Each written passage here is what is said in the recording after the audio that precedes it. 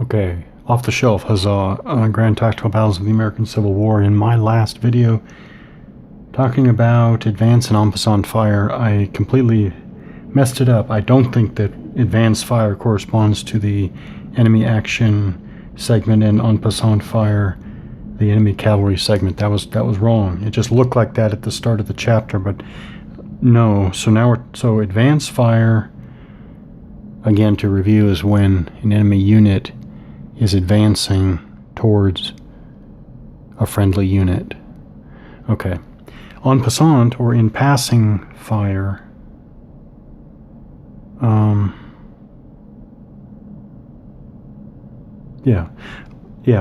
unit that exits an EZOC may be subject to en passant fire. This fire, unlike advance fire, is executed before a unit moves. So if this unit's here maybe, and it wants to move here, let's see if that works. All units that will execute en passant fire at a unit must be declared as soon as they are eligible for that fire. 8.21. Okay. All units eligible for en passant fire must declare their intention. If a unit reverses its facing before it moves, then it is flanked for en passant fire purposes. Remember that units may only move out frontal hexes. Okay. Oh, so would that apply even here? So units there. The Union player changes facing and is then going to move out of the hex. I guess this is treated as flanked.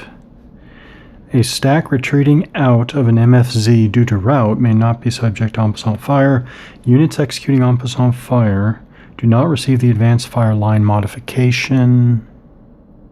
Is that...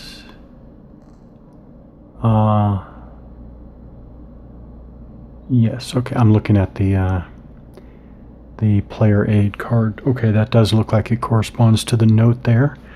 A unit may en passant fire as many times as it is eligible in a segment. A unit may execute both advance and en passant fire in a particular segment, but never against the same stack.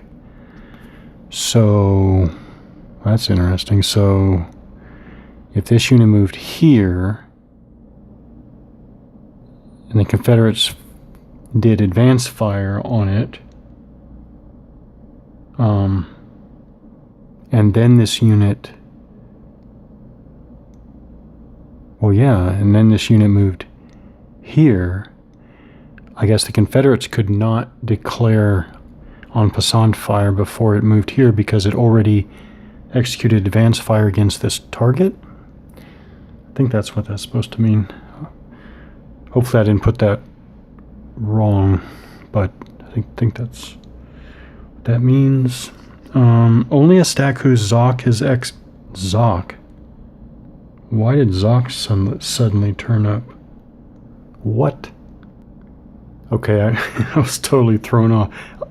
I hadn't even seen ZOC yet. I didn't even know the game had ZOCs. So now it has ZOCs, and it has fire zones, and it has minimum fire zones. That doesn't sound so good.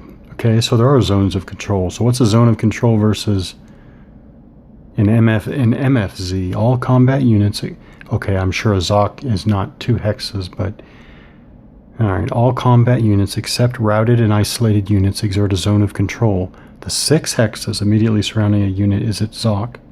A unit ceases, so there's a 6 hex ZOC all the way around a unit, but it can only move through its front hexes, and obviously its fire zone and MFZ project out its front hexes. A unit ceases movement immediately upon entering an enemy zone of control. See, I'm trying to remember, but I don't think I like games like that. So if this unit's like this, completely oriented this way, yeah, right, oriented this way, and the Union unit moves here, its movement ceases because it's adjacent. It may change facing after entering the EZOC. However, it may be fired upon before that facing change. No, not here because that's not the Confederate unit's front. A stack may only move, assault, or charge out of its frontal hexes.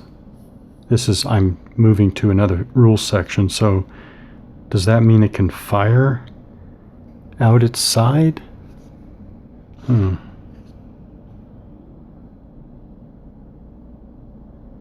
I don't know.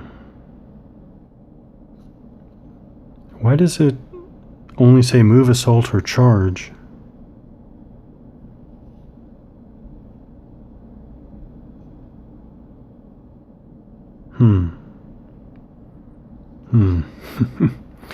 I don't know. It may change facing after entering but it may be fired upon before that facing change. Even though before, in en passant fire, wait, was it fire before or after an en passant fire?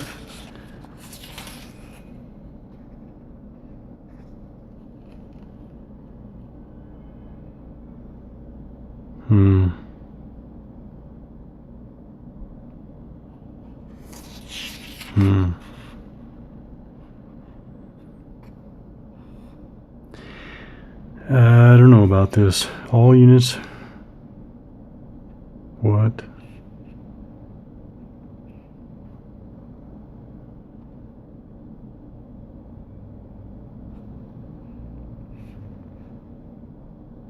If a unit reverses its facing, what is reversing its facing?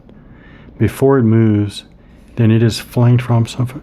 You mean changes facing? Remember, the units may only move at. All right, back to ZOCs. A unit beginning a segment in an EZOC may move directly into another EZOC by expending all its movement points. Artillery may never enter an EZOC. A leader may only enter an EZOC. A combat unit may be subject to advance and/or en passant fire when it enters, leaves an EZOC. So why have a zone of control, honestly? Especially when you have all these other things. Why didn't you just factor these rules into the... Oh, I was about to say, why didn't you factor this into the fire zone and MFZ, but then... now we're back to the... No, a unit conducts ranged fire only through its frontal hexes. Exception, during an assault. Yeah, okay. Assault, I can understand assault being an entirely different situation. But normal ranged fire is also only through front hexes. Which, by the way, why is that in a whole separate section when above it says a stack, I've already read this. I'll read it again. A stack may only move, assault, or charge out its frontal hexes. Well, why didn't you talk about fire right then? You got like seven rules paragraphs down. You finally get to a unit conducts ranged fire only through its frontal hexes, exception during assault, blah, blah, blah, blah. I don't see a point for zones of control. And then you mention E-zone of control.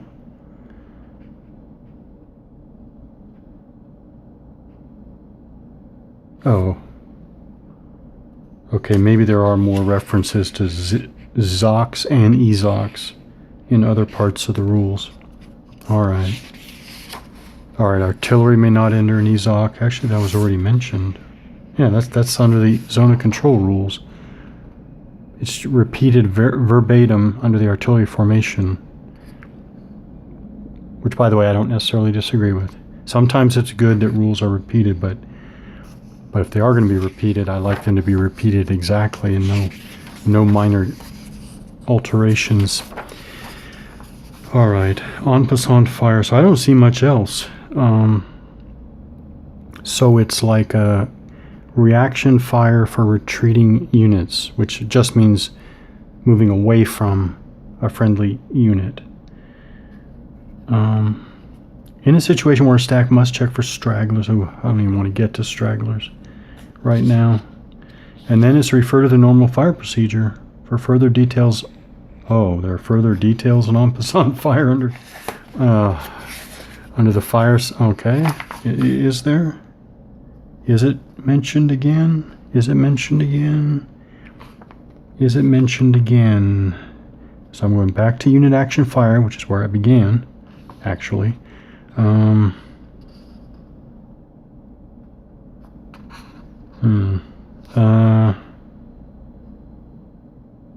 I'll tell you, I don't. No, actually, I don't see. Well, quick scan, I don't see more actually. All right, I'm going to leave advance and en passant fire for now, assuming that it will become at least somewhat more clear in action. I'll move on to effective advance fire markers. I assume this is what we're talking about. There's a Confederate and Union version. Place an advance fire marker on a unit the first time